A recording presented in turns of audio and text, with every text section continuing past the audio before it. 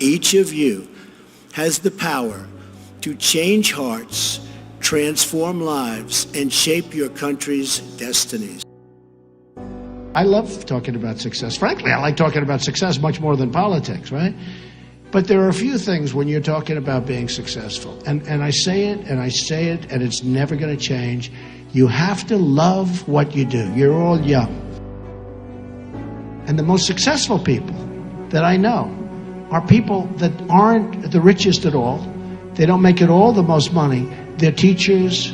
They're scientists. I know people that are scientists that are like, they can't wait to get to work. They can't wait.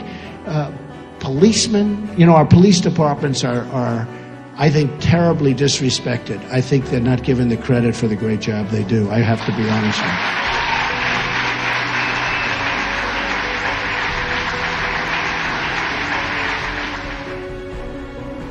The happy people are the people, number one, the people with great families, people that have great relationships with their wives or husband.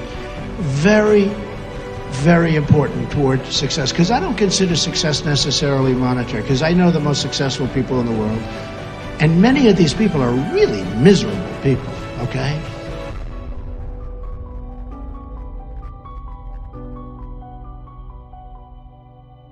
Never quit. You're going to be so close. My father used to tell a story. He thought it was funny, but I actually thought it was more of a lesson. He viewed it as funny. And it was about a man who loved the cola business. He loved, soft drinks. That's what he loved. So what happens is he loved the cola business. And he founded a company. It was called 3-Up. And he was very proud, but the company wasn't making it. Didn't work, and he gave up, and it was just no good, and it went out of business. But he never wanted to quit. And he did another one. It was 4-Up. And he did 5-Up. And he did 6-Up, and they would all fail. And he just kept failing, and finally he gave up. And my father would say, if he only came up, if he just worked a little bit harder, just one more, he would have had 7-Up, and he would have been a tremendous success. And I laugh because I think of my father telling me that story. And we viewed it differently. And what I viewed it is not as comedy. I viewed it as never, ever give up. Just never give up. You can't. Momentum. I view another word that you never hear when you're talking about success, and that's momentum. You take 3 or 4 days off, and that first day or two back, it's like, you got to get going. You got to get going. It's almost like don't take any time off. Vacation. If you want vacations, you're not really in the right business. I hardly ever take time off because I love what I'm doing, whether it's my business or whether it's now this. We're going to make America great again. And whether it's this, no matter what. But the word momentum is a very important word, and you have to understand it, and you have to understand how to think about momentum. And it's a word you never hear when you hear about success. There was a man named William Levitt, and I had great respect for him. He was a great real estate person, and he was a young man, and he built Levittowns. Has anyone ever heard of Levittowns? Well, Levittowns were these massive housing developments, largely in Long Island, Pennsylvania, different places, but massive. He was really the first of the massive builders of homes. And he was a young man. He did unbelievably, became very, very rich, and everything he touched turned to gold, and it was incredible. And then what happened is he was offered a lot of money by Gulf and Western. It was a big conglomerate to buy his company. And you have to understand, William Levitt used to go around looking for nails, looking for sawdust. He'd sell the sawdust. He'd save the nails and use them again. He'd save chips of wood and use them for different things. Everything was perfect. He knew how to get zoning. He'd have lunch with the mayor. He'd have lunch with the council. He'd have dinner with everybody.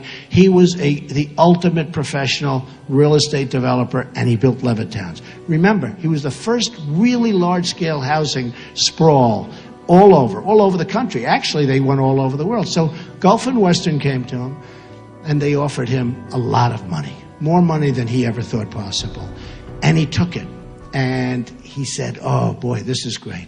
He then retired at a very young age, very, very young. But he was going crazy. He was so bored. He was going absolutely crazy, but they had a restrictive covenant. He couldn't compete. He couldn't do what he knew best, which was building housing. And so he was retired.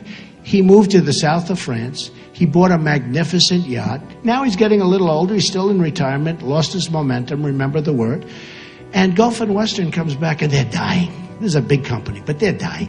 And they're losing their shirt with this company they bought. They couldn't get zoning because they don't take the mayor out to dinner and they don't do the things that you have to do. And it was a mess. And they destroyed the company. And they went to William Levitt.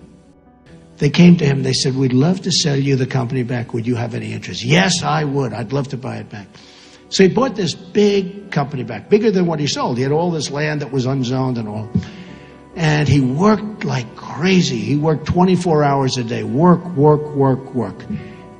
And he went bankrupt, out of business, totally bankrupt. The biggest, he went bankrupt. He lost his momentum. He took that time off, he came back, and it was a different world because it's so important to keep the momentum going, okay? So important. So I only say, really, love what you do and remember those other little things I told you, okay?